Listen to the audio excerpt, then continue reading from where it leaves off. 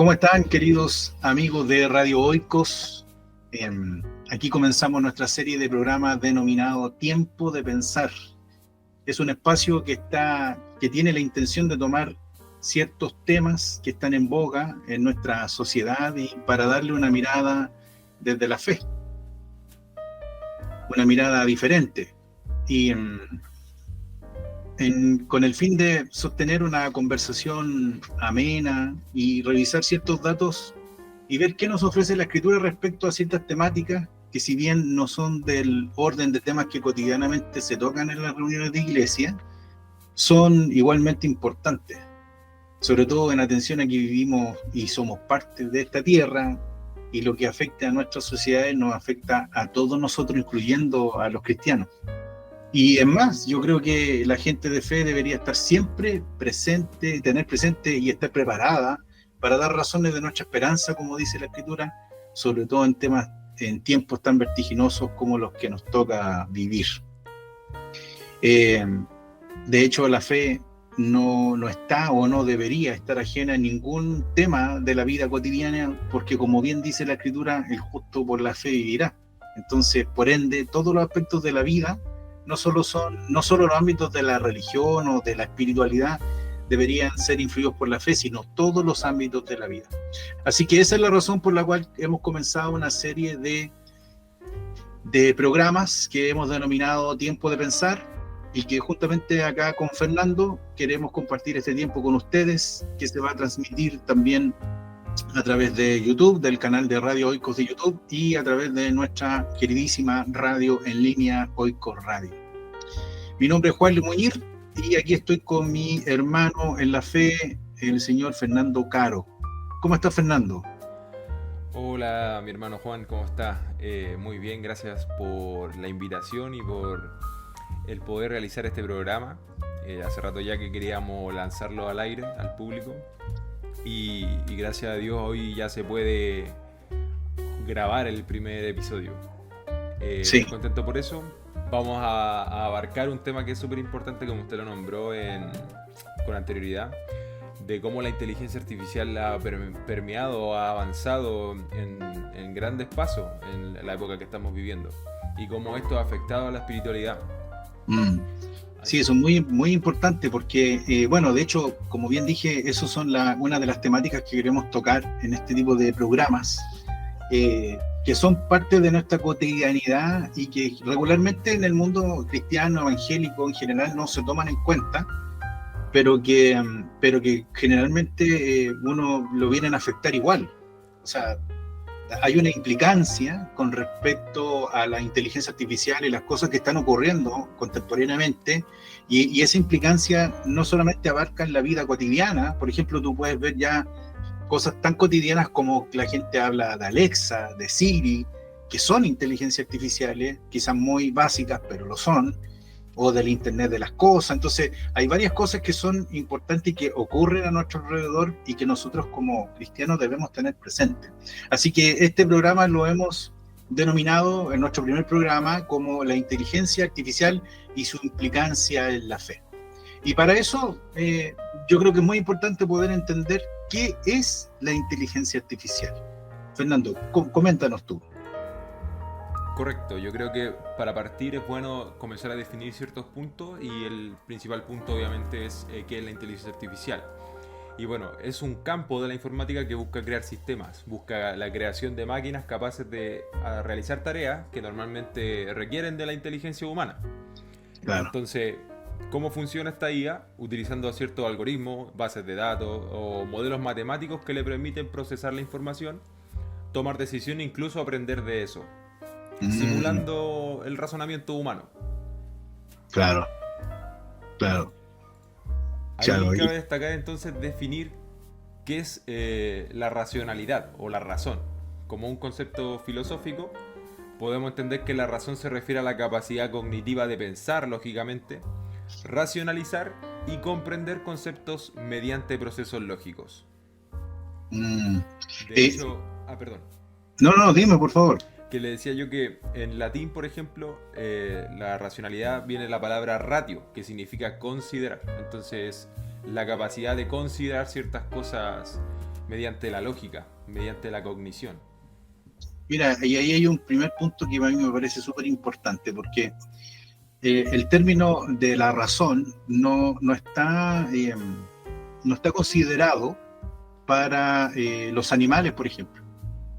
O sea, una de las cosas que nos hace a la imagen y semejanza de Dios es justamente la razón, la capacidad de considerar ciertas implicancias de nuestro actuar. Se relaciona con la conciencia. ¿Te fijas? Porque Claro.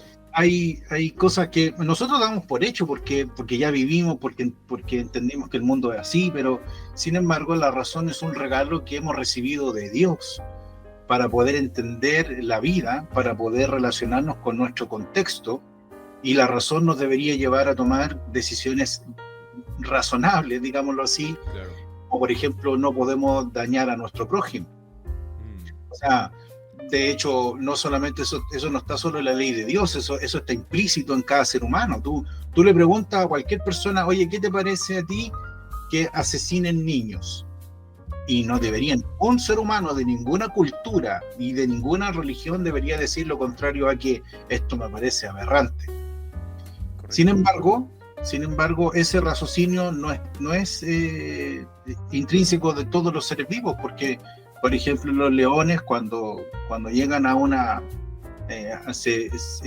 llegan a una manada nueva, por decirlo así, y el león nuevo vence al león viejo, no solamente vence al león viejo, sino que además procura que toda la estirpe del león viejo, o sea, los leoncitos pequeñitos, tampoco sigan existiendo.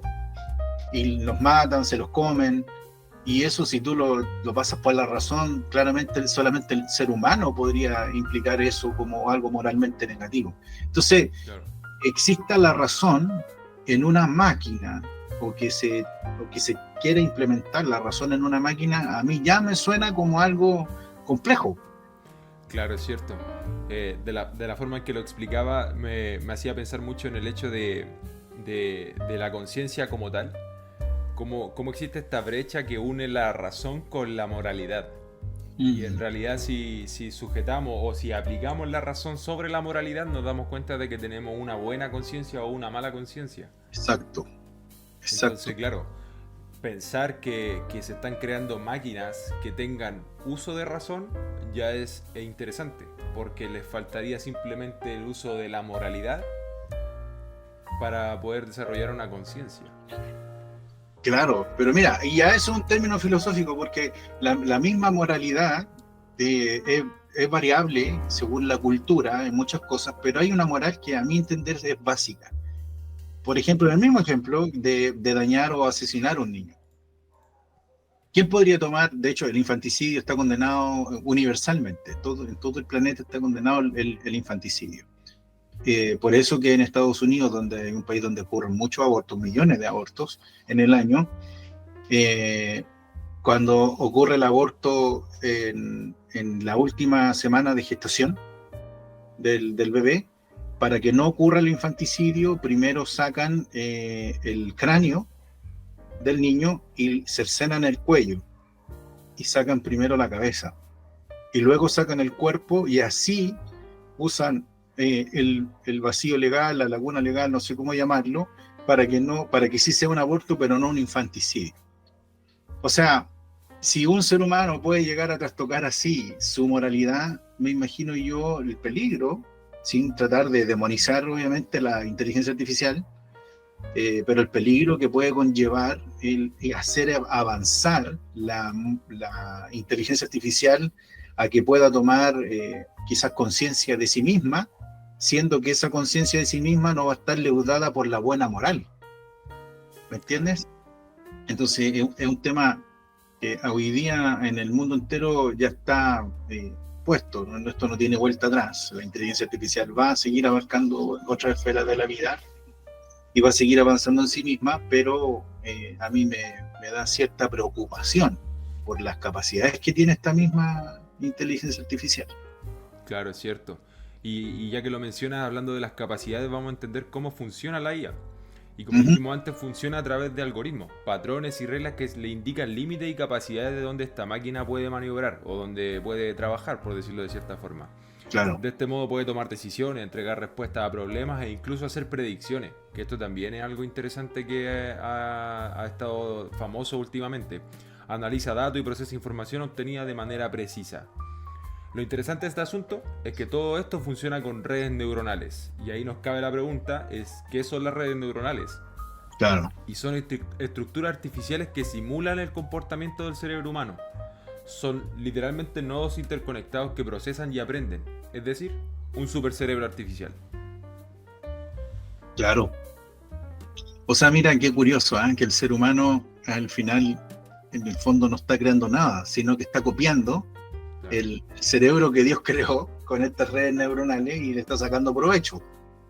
Me parece interesante. Claro. Oye, según entiendo yo, existen distintos tipos de inteligencia artificial. Claro, actualmente existen 7 tipos de inteligencia artificial. Y vamos a ir nombrándolos de uno por uno. ¿Qué le parece? Sí, claro. Bien, los primeros son los sistemas reactivos. Son las formas más básicas de inteligencia artificial que buscan responder a estímulos del presente. Por ejemplo, una interacción del momento. Sus funciones son súper prácticas y busca automatizar ciertos procesos al fin de conseguir un objetivo único. Por decirlo así, ok, se creó la idea de llegar al punto A y yo le pregunto a esta IA cómo llegó al punto A y me dice, así llega al punto A. Son súper prácticos en lo que uno quiere interactuar.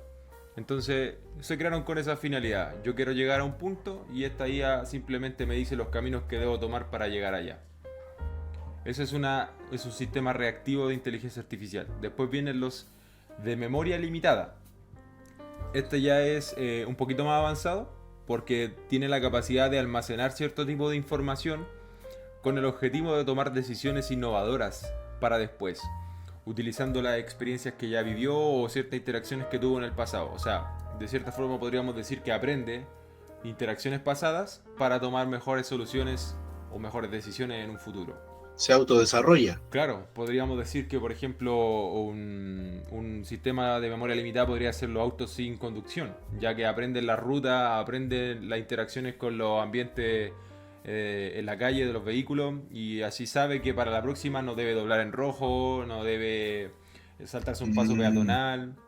El reconocimiento facial también es una memoria limitada de IA, porque claro, a través de los patrones de nuestro rostro reconoce en un futuro que yo puedo acceder a mi teléfono, por ejemplo.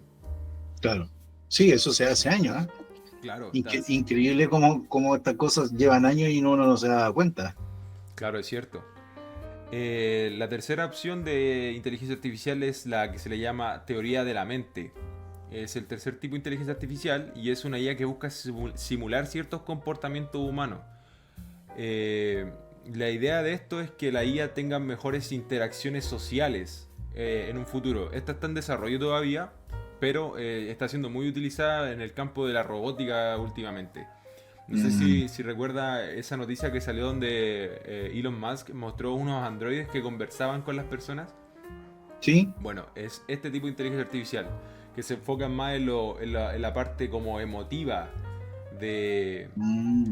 La idea es que estos androides o estos robots parezcan más empáticos ante la interacción humana, porque tienen la capacidad de discernir ciertos comportamientos emotivos, por decirlo de cierta forma. Y su uso cotidiano o lo que se quiere lograr con esta creación de inteligencia artificial es que a la hora de interactuar con humanos se logre avanzar, por ejemplo, en el área de psicología o en terapias emocionales.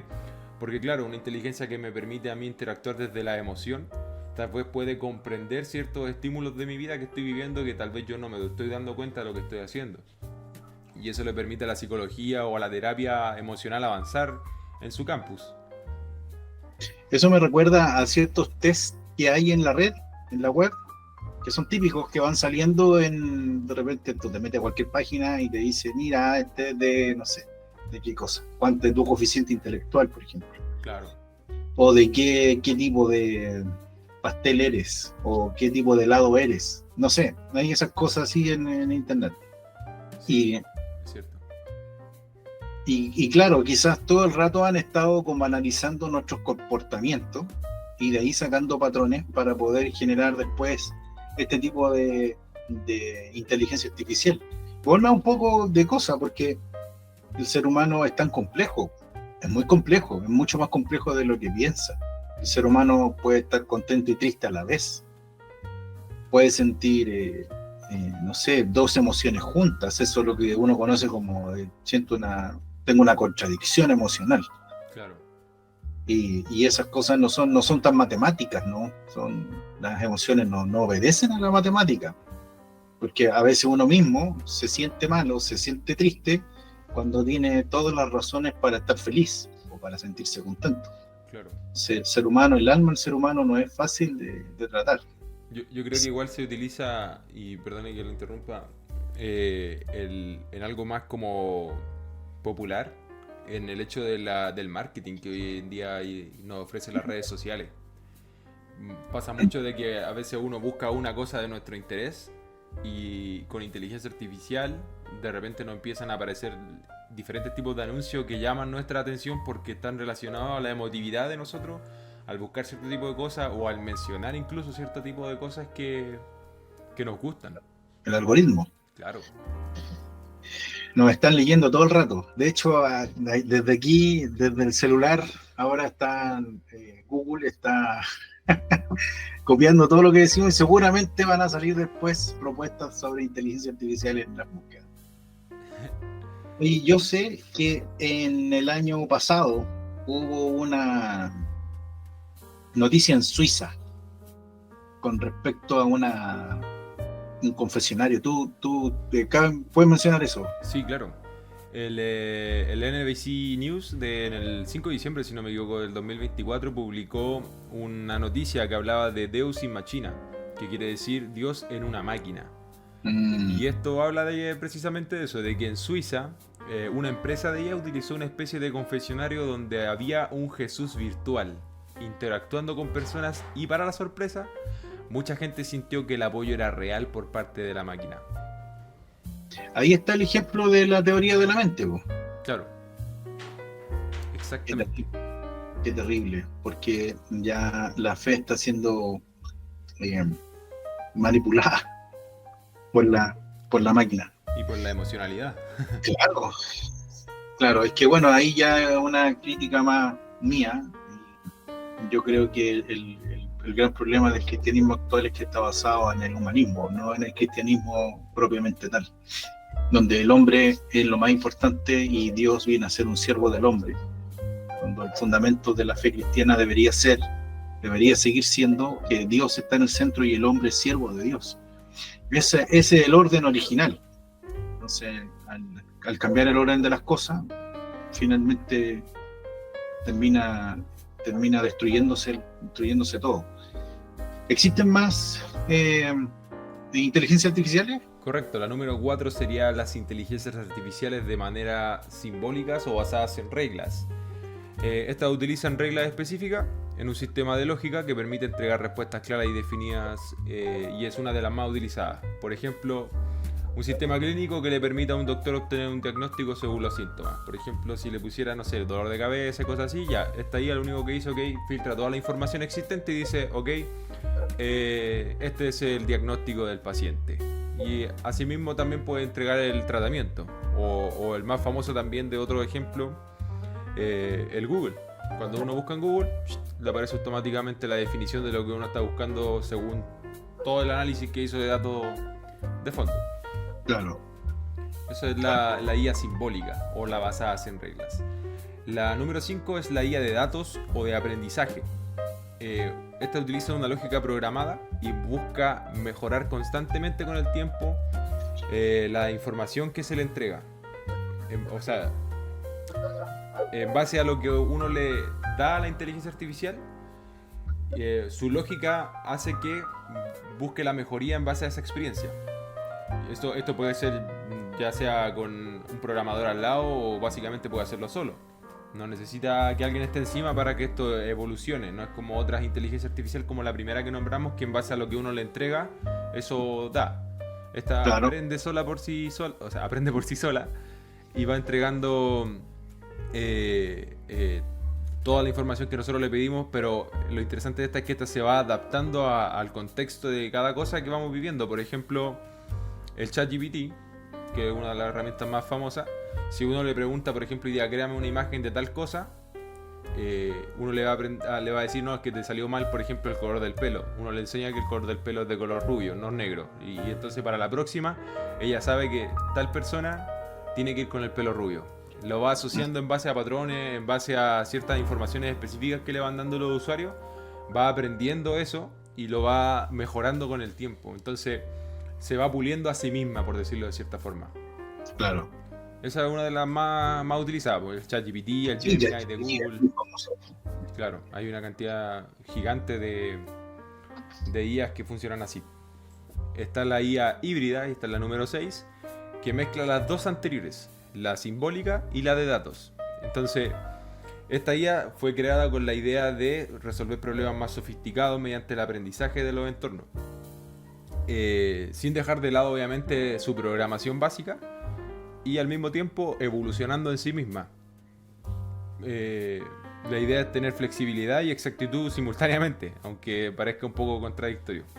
Por ejemplo, una persona que su enfermedad le va avanzando, esta IA podría analizar a esta persona y en base a ese análisis, que esta IA ya va a obtener un diagnóstico para esta persona, pero se da cuenta que ciertos patrones que van cambiando, esta IA tiene esa capacidad de ser flexible y decir, esta persona tiene una complicación y está siendo afectada en otras áreas, así que el diagnóstico ya sé cuál es, pero necesita ciertas afinaciones en el proceso. Entonces ahí va el cambio de esa IA. Sabe cuál es el diagnóstico del paciente, pero va a cambiar ciertos parámetros porque el paciente también va cambiando.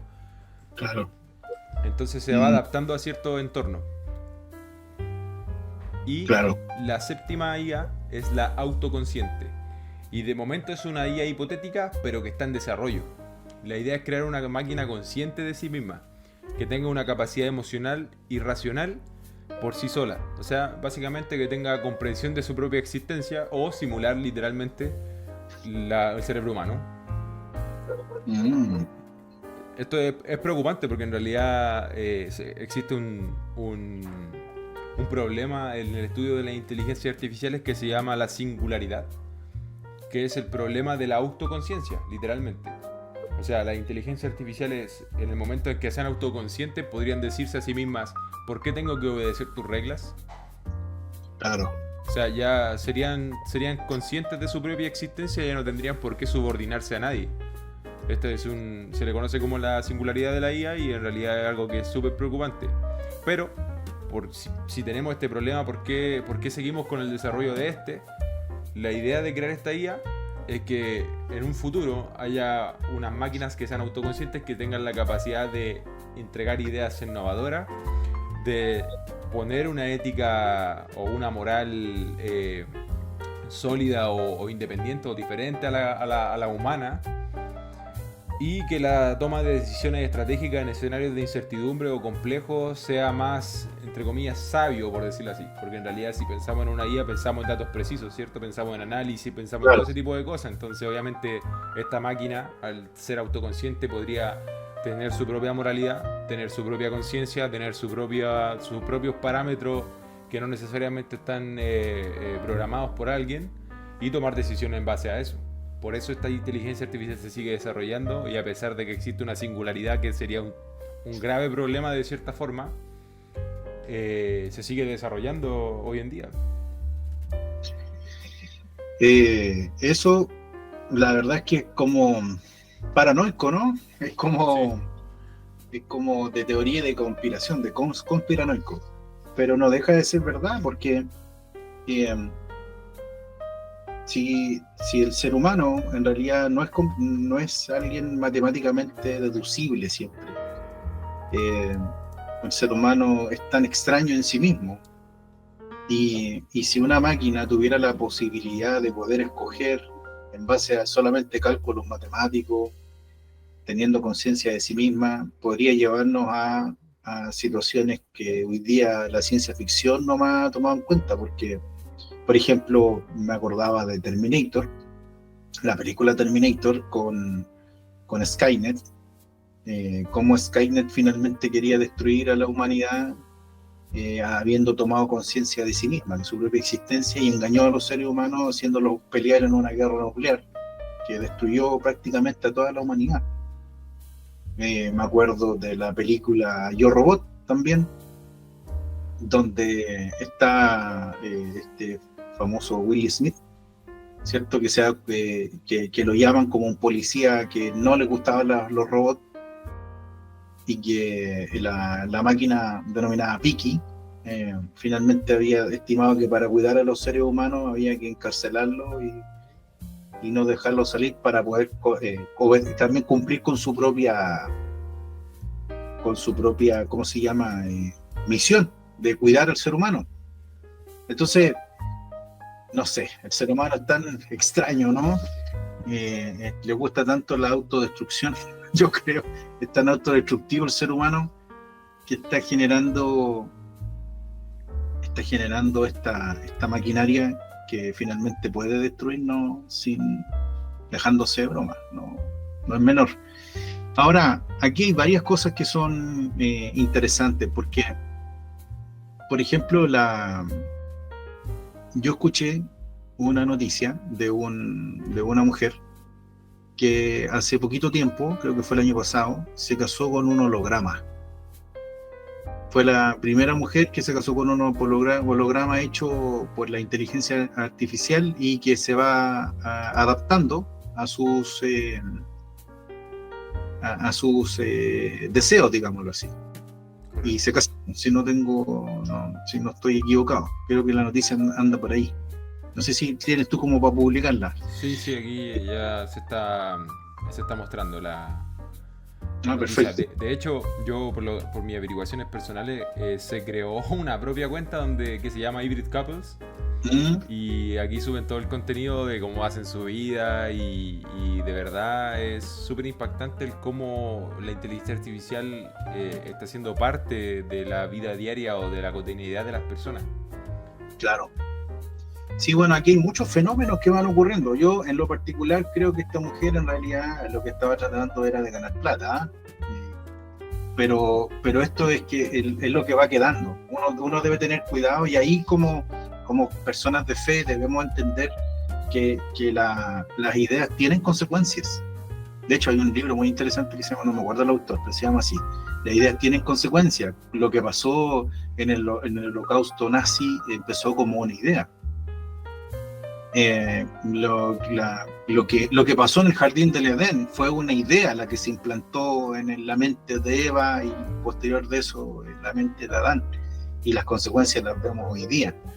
O sea, realmente las ideas van teniendo consecuencias y van marcando tendencia. Nosotros nos reíamos antes de las personas que se creían animales, pero hoy día existen granjas de personas que se creen ovejas. Existen carreras de personas que se creen caballo y hacen competencia, y las redes sociales y los noticieros les dan cabida, y ya dejó de ser algo chistoso y particular. Es porque las ideas tienen consecuencias. Entonces, independientemente que esta mujer se haya casado con la intención porque se sentía sola y la inteligencia artificial vino a suplir lo que ningún ser humano, un hombre, pudo suplir, independientemente de eso ya quedó. Por lo tanto, que sea la primera no significa que vaya a ser la última. Claro.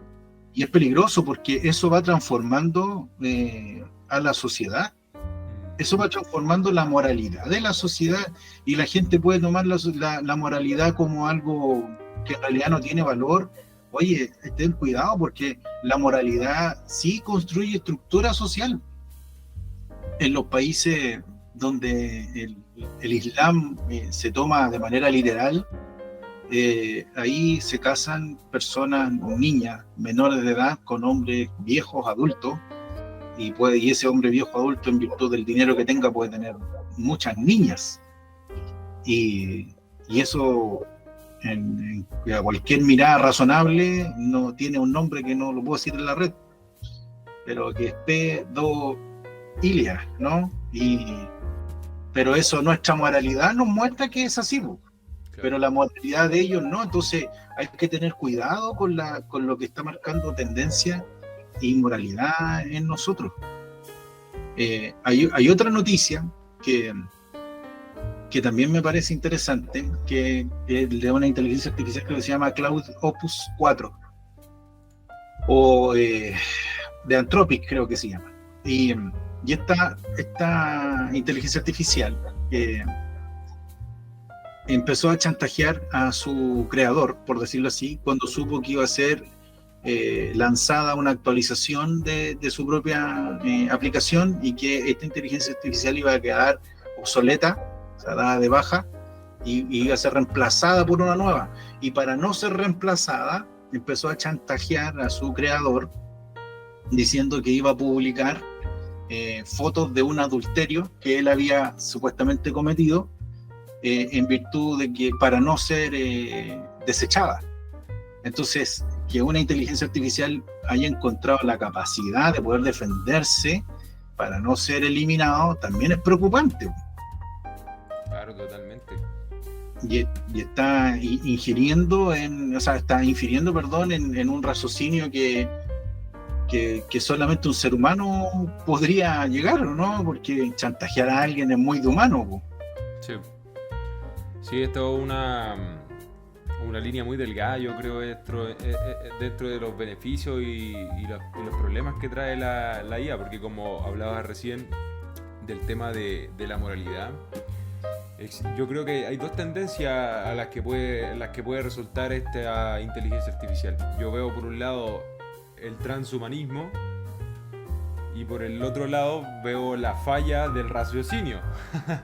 O sea, o nos adaptamos y nos transformamos en IA, o simplemente nos dejamos usar por la IA y nos volvemos unos estúpidos. ¿Para qué Claro. disfrazar la palabra? Sí, Pero sí, porque ahí, mira, y ahí hay un punto importante también, porque el tema de la aplicación de las pantallas se ha ido haciendo tan cotidiano. Dime, ¿tú alguna vez sales de tu casa sin tu celular? No, nunca. Si sales y se te olvida, ¿qué es lo que haces? Claro, uno se desespera y empieza a tocarse los bolsillos y dónde dejé el teléfono. Ahí lo que pasa, te falta un nuevo miembro de tu cuerpo, Exacto. porque ese aparatito te conecta con la red y te conecta con todos los demás, te conecta con tu cuenta del banco, te conecta con tus correos, te conecta con el chat diario que tú estás teniendo con cualquier persona, te conecta con el trabajo. O sea, ese aparatito que es un computador en el bolsillo se volvió tan esencial en nuestra vida que ya nuestra vida perdió de alguna manera nuestra capacidad mental, está perdiendo de alguna manera un espacio que antes era parte de la humanidad. Por ejemplo, tú ya no necesitas memorizar un número de teléfono, ni siquiera tu propio número de teléfono, porque basta con que le mandes un WhatsApp a otra persona que te dé su número de teléfono, o que escaneando un QR podrías obtener otro número de teléfono y mandar un WhatsApp. O sea, ni siquiera ya, o sea, no sé cómo llamarlo, pero la flojera mental en la que estamos incurriendo a causa de la inteligencia artificial que está metida en todas estas cosas es peligrosa, porque el ADN se muta, el ADN se va adaptando a la siguiente generación nuestra. O sea, nuestros hijos nacen con una adaptación ya en su ADN de cosas que nosotros, en cuanto a nuestro entorno, hemos aprendido. Por ejemplo, como los niños que viven en los esquimales, cómo los esquimales pueden vivir en un ambiente tan extremo como en el que viven. Claro. Y cómo sus hijos, que son recién nacidos allí, tienen la capacidad para soportar el frío que hay en ese lugar. Es porque sus padres ya están adaptados, su ADN se adaptó al entorno, al contexto en el que viven, y ese ADN se transmite, esa información se transmite a la siguiente generación. Por lo tanto, si nosotros vivimos sin la capacidad de pensar y todo lo delegamos a una máquina, la siguiente generación va a venir con esa capacidad menos, porque ya no tiene que esforzarse, ya no está el ejercicio muscular mental para poder adquirirlo. Y por otro lado, la Escritura dice que no somos nosotros nacidos de sangre ni de voluntad de hombre, sino por voluntad de Dios. Y yo creo, y esto es una interpretación muy personal, que de alguna manera hay un ADN divino en nuestra espiritualidad. Y por eso que es muy proclive, muy propenso que los hijos de personas de fe también adquieran la fe y que venga en ellos esta activación de la fe. O sea, es más fácil que un hijo de un cristiano conozca, si su padre es cristiano de verdad me refiero, conozca a Cristo, al Señor y la espiritualidad desde muy temprano, porque también en su ADN está adaptado a eso. Entonces, hay implicancias con esto de la inteligencia artificial. No es solamente una herramienta que nos da ventajas, sino que también nos pone en circunstancias de peligro. Y mira, y aquí mismo, para ir ya avanzando hasta el final del programa, hay una noticia de la inteligencia artificial en un sermón que se predicó en Alemania. Creo que también tienes esa noticia tú. Sí, ahí se está transmitiendo ya. Una inteligencia artificial le predicó a más de 300 creyentes en Alemania. Sí. Sí, por favor. Yo encuentro grave, cuando yo leí esta noticia la primera vez lo encontré súper grave y no porque realmente uno piense, qué problema, qué tanto tiene si al final no dijo nada grave la inteligencia artificial o está muy cerca de la espiritualidad realmente, pero eso igual darle una mirada súper muy superficial a la inteligencia artificial y a lo que realmente se hizo en este caso, porque se trata de dejar el Espíritu Santo afuera. Claro. Entonces, cuando estamos haciendo una prédica con inteligencia artificial, literalmente Dios nos está hablando ahí. Entonces, ¿qué puede resultar de eso? ¿Qué generación de creyentes puede resultar de eso? Claro, es peligrosísimo porque, mira, yo pensaba en esto el otro día, ayer creo que fue, que uno medita en el día, ¿no? Yo estaba meditando, pensando mientras hacía otras cosas y pensaba en la generación hoy día de niños que son hijos de padres cristianos que viven en esta temporada, en esta época, que para mí también es, yo creo que la última generación antes de que Cristo venga, es una opinión personal mía, pero ¿cómo viven la espiritualidad? Mira, ¿cómo viven la espiritualidad los padres? ¿Cómo viven la espiritualidad los padres de estas personas? ¿Cómo viven la espiritualidad? Perdón, lo repito por tercera vez. Estos 300 creyentes de Alemania que escuchan este sermón realizado por una inteligencia artificial. ¿Cómo será la siguiente generación después de ellos? Si quienes los están inspirando para vivir es una máquina, no es el Espíritu Santo como tú dijiste. Entonces, si no es el Espíritu Santo el que transmite la fe a la siguiente generación y es una máquina, al final vamos a terminar sirviendo a una máquina. Claro. Vamos a terminar sirviendo a alguien que, o sea, de hecho, ¿para qué necesito leer o meditar en la Escritura? Como dice la Biblia, medita todos los días, de noche, cuando estés en el camino, transmítela a tus hijos. Ese es el mandato. Entonces, ¿para qué? Si al final yo aprieto 2 botones y tengo el sermón listo, ¿para qué entonces me podría congregar si al final, o para qué voy a tener interacción con otro ser humano si al final la máquina me da lo que yo quiero? No sé si me dejo entender.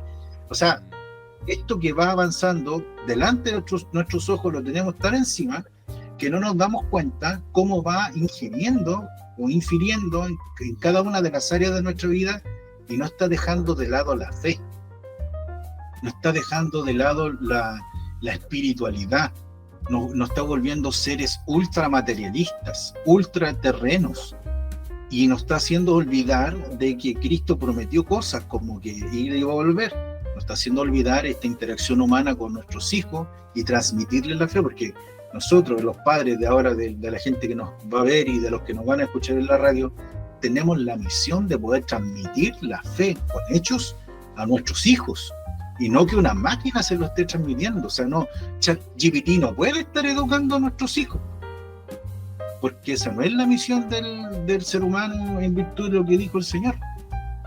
Y la siguiente generación se ve en peligro. Yo recuerdo lo que dice el libro, me parece que fue el Deuteronomio, pero es la historia de Josué, donde dice que después que murió Josué y todas las personas que vivieron esta transición desde Egipto a dar vuelta en el desierto y finalmente entrar a la tierra prometida, después que murieron todos los que vieron los milagros del Señor, se levantó una generación que no conocía a Josué y que no conoció a Dios.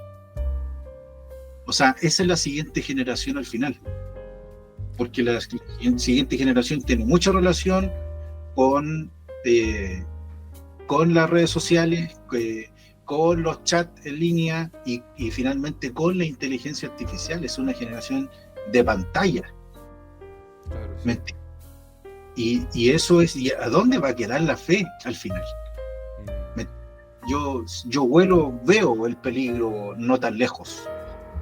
Sí, es cierto, y por eso igual en la palabra de Dios se plantea de manera hipotética cuando dice, cuando Cristo venga, ¿hallará fe en la tierra? Claro, sí. Eso dice Lucas 18:8, dice, y cuando el Hijo del Hombre venga, ¿hallará fe en la tierra? O sea, yo creo que son nuestros tiempos, ¿no? Que hoy día ya no necesitan la fe, po. O sea, de hecho, la inteligencia artificial trata de manifestar siempre que las cosas tienen una explicación o que es una explicación que todavía no encontramos. Claro. ¿Cierto? Claro, o sea, quizá hoy día no lo entendemos, pero en 100 años más lo vamos a entender.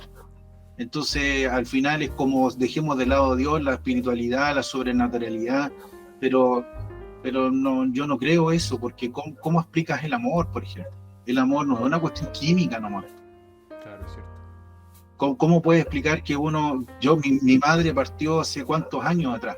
Ya varios años, 2021 creo que fue, y yo todavía la extraño. Y esa relación de amor no se ha acabado porque ella no esté. O sea, si todo fuera material, ¿por qué entonces yo debería seguir amando a mi madre aunque no está? ¿Me entiendes? Claro, son cosas que el método científico no tiene una explicación. No se puede explicar. O sea, no es solamente una cuestión química, es una cuestión que trasciende, el amor trasciende, y de hecho por eso la Biblia dice que viva la fe, la esperanza y el amor, pero al final la fe y la esperanza van a dejar de trascender y el amor va a permanecer. De hecho, Dios es amor. Entonces, claramente hay que poner ojo en esto. Yo no quiero ser una persona que vea a la inteligencia artificial como mala per se, como antiguamente los evangélicos alguna vez vieron la televisión como mala per se y después terminaron teniendo programas de televisión predicando el evangelio. O sea, la televisión no era la caja del diablo al final,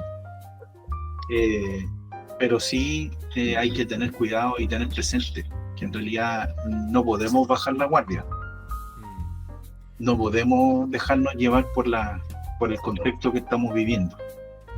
Sí, es cierto. Yo creo que hay un punto que es como el crucial y yo creo que el que queremos dejar más plasmado en este primer episodio de Tiempo de Pensar. Y es que, claro, esa delegación del raciocinio nos lleva a las complicaciones de nuestra vida cotidiana, nuestra vida afectiva. Y en realidad el Señor nos envió a hacer comunidad y eso se ve interrumpido por la inteligencia artificial, como esto ha hecho que la sinapsis cerebral no funcione, como las pantallas han afectado en sí al desarrollo de la gente, y lo vemos en las generaciones más pequeñas, de cómo los padres prefieren entregarle el teléfono al hijo y después se quejan de que los hijos no le hacen caso, de que los hijos son agresivos, y claro, el principio de siembra y cosecha al mismo tiempo. Claro. Pero también ha sido la tecnología como ha estado más presente en las generaciones más pequeñas. Sí, sí, es así, y uno como padre debe tomar la responsabilidad de eso, porque al final uno se evita un problema con la niñera teléfono. Uno le pasa el teléfono al niño, yo lo veo en el supermercado, en la calle, los niños todos tienen una pantalla y está más que recontra estudiado que en realidad las pantallas no le hacen bien a los niños no deberían usar pantallas. O sea, yo no estoy diciendo que no puedan contestar el teléfono, no pueden hacer una videollamada, no estoy diciendo que no pueden buscar una tarea o ver un video para estudiar, no estoy diciendo eso, no soy un tipo arcaico. Lo que estoy diciendo es que las cosas deberían estar en su justa medida, incluso para los adultos. Yo creo que es muy malo, por ejemplo, pescar el teléfono e irse al baño. Está mal. está mal porque no, el baño no debería ser usado por eso. Yo recuerdo haber leído alguna vez la historia de Mozart y que las mejores composiciones de Mozart él las hizo en el baño. De hecho, que en el baño tenía una, una tabla con papel y una pluma, porque muchas de sus inspiraciones las obtuvo en el baño. Porque me imagino, y ahí daban una explicación científica, esto lo escuché o lo leí hace años, sobre cómo se relajaba la médula a causa de lo que se hace en el baño, obviamente, y cómo esa relajación de la médula hacía que fluyera con mayor, o que hubiera una mayor fluidez de la sangre al cerebro. Y por ende había una mayor creatividad. O sea, las redes sociales, de hecho eso está comprobado también, que tanto ver redes sociales con este reel infinito hace que tu capacidad creativa diaria se absorba, porque el cerebro asume que ya tú tuviste suficiente creatividad, consumiste creatividad en vez de generar creatividad. Se atrofia. Exacto. Entonces, pasa mucho y uno debe tener cuidado, no solamente los niños, sino también los adultos, porque no deberíamos tener tanta interacción a través del teléfono más de lo necesario, digamos, porque claramente vivimos una época tecnológica. De hecho, yo tengo la oportunidad de hacer mucho teletrabajo. Si no fuera por la tecnología no la tendría, pero también uno debería darle tiempo acotado a lo que corresponde y no entregarse, porque eso es lo que yo siento, que de alguna manera, y los cristianos no están siendo la excepción, nos estamos entregando a la tecnología y no estamos haciendo uso de la tecnología. Claro. Como me acuerdo del libro del consumo me consume. Exacto. Entonces es peligroso. Bien, Fernando, bueno, yo creo que fue interesante el programa de hoy.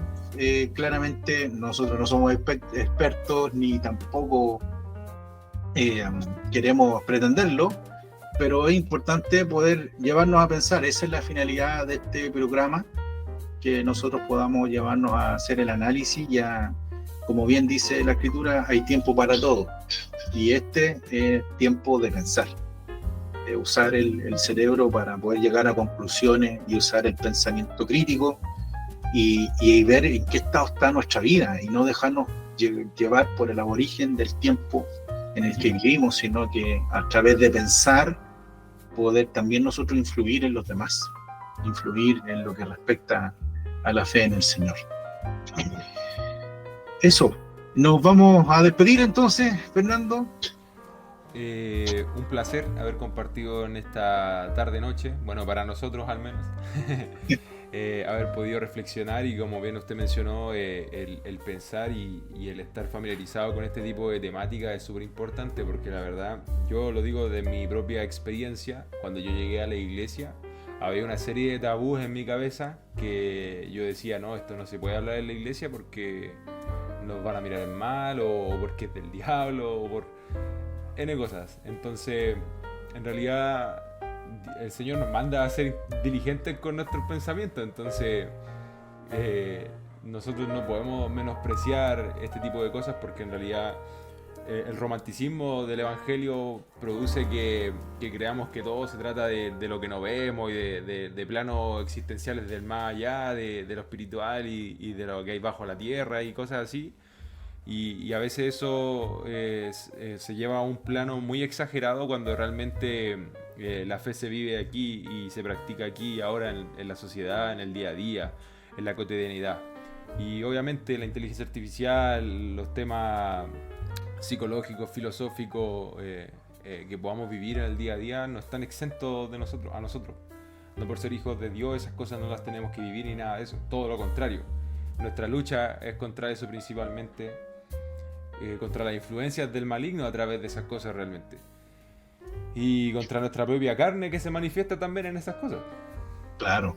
Entonces, me parece súper bien el espacio. Creo que fue una buena conversación.